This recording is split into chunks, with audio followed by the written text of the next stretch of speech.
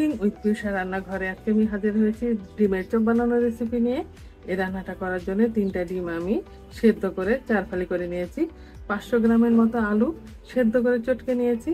Bread crumb নিয়েছি, ভাজা ধনিয়া গুঁড়া, ভাজা জিরা গুঁড়া, চটপটি মশলা, ধনিয়া পাতা কুচি, শুকনো মরিচ ভেজে গুঁড়া করে নিয়েছি, কর্নফ্লাওয়ার, ময়দা আর নিয়েছি সামান্য পেঁয়াজ বেরেস্তা। ডিমের চপ তৈরি করার আগে আমি আলুর ভর্তাটা করে নেব। প্রথমেই আমি 1 চা চামচ পরিমাণ ভাজা ধনিয়া গুঁড়া দিব, 1 চা চামচ পরিমাণ চটপটি মশলা দিব, 1 চা চামচ পরিমাণ ভাজা জিরা গুঁড়া দিব, ধনিয়া পাতা কুচি দিব, স্বাদ মতো লবণ দিব, সামান্য 1 চা চামচ পরিমাণ আমি শুকনো মরিচ গুঁড়া করে নিয়েছি, মানে ভেঙে নিয়েছি, ওটা দিব, পেঁয়াজ বেরেস্তা দিব, আর বেরেস্তা ভাজা তেল দিব একটুখানি, দিয়ে চটকে চটকে আমি মেখে নেব। চপটা তৈরি করার জন্য আমি 1 কাপ পরিমাণ ময়দা আর হাফ কাপ কর্নফ্লাওয়ার নিয়ে নিয়েছি। স্বাদ মতো একটু লবণ দিয়ে দিব, আর অল্প অল্প করে পানি দিয়ে একটা গোলা তৈরি করে নিব। একদম পাতলাও হবে না, আবার ঘনও হবে না।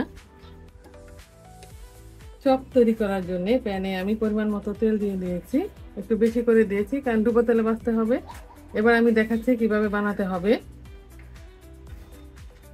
প্রথমে কিছুটা আলু ভর্তা আমি নিয়ে নিব।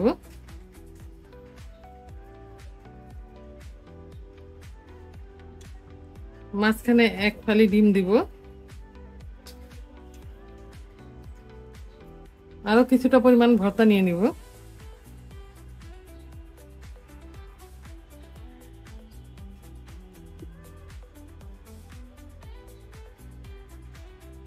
এভাবে আমি চপগুলো তৈরি করে নেব। আগে আমি আরেকটা চপ তৈরি করে দেখাচ্ছি। প্রথমে কিছুটা আমি হাতে ভর্তা নিয়ে নিব,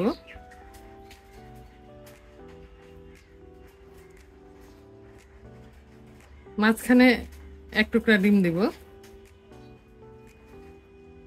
এবার আরো কিছুটা ভর্তা নিয়ে আমি ঢেকে দেব আর চপের আকৃতি দিয়ে দেব।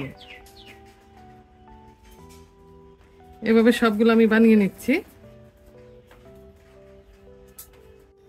তেল গরম হয়ে গিয়েছে, এবার আমি চপটা তৈরি করে নেব। প্রথমে চপটাকে আমি ময়দা আর কর্নফ্লাওয়ারের মিশ্রণে গড়িয়ে নেব, তারপর ব্রেড ক্রাম্বের উপর রেখে দেব। ভালো করে চেপে চেপে গড়িয়ে গড়িয়ে মেখে নেব।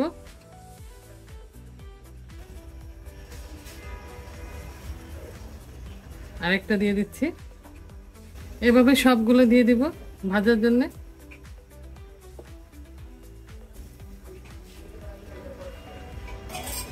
আর একটু সময় নিয়ে ভাজতে হবে, মাঝে মাঝে একটু উল্টে দিতে হবে, আর মুচমুচে করে ভেজে নিতে হবে। 4 থেকে 4 মিনিটের মতো ভাজলেই হয়ে যাবে। আবার পুড়ে ফেলা যাবে না, খেয়াল রাখতে হবে, চুলার আঁচটা দেখা লাগবে। আমি মিডিয়াম টু লো এর মাঝামাঝি রেখেছি। আমি প্রথমে বলেছিলাম 4 মিনিটের মতো ভাজবো, আমি 3 মিনিটের মতো ভেজেছি। ভাজাটা আমার কমপ্লিট হয়ে গিয়েছে। চুলার আঁচটা আমি মিডিয়াম টু লো এর মাঝামাঝি রেখেছি। এবার আমি উঠিয়ে নেব।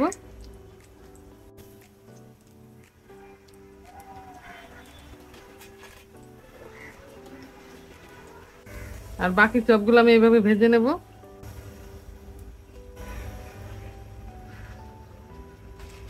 তৈরি হয়ে গেছে মুচমুচে মজাদার ডিমের চপ। আপনারা চাইলে বাসায় আমাদের রেসিপিটা ট্রাই করে বানাতে পারেন। এভাবে এই চপটা বানালে বাসার সবাই পছন্দ করবে, ছোট বড় সবাই খাবে মজা করে। আজ এ পর্যন্তই। আগামী দিন নতুন কোনো রেসিপি নিয়ে আবার আমরা আপনাদের সামনে আসবো। আল্লাহ হাফেজ।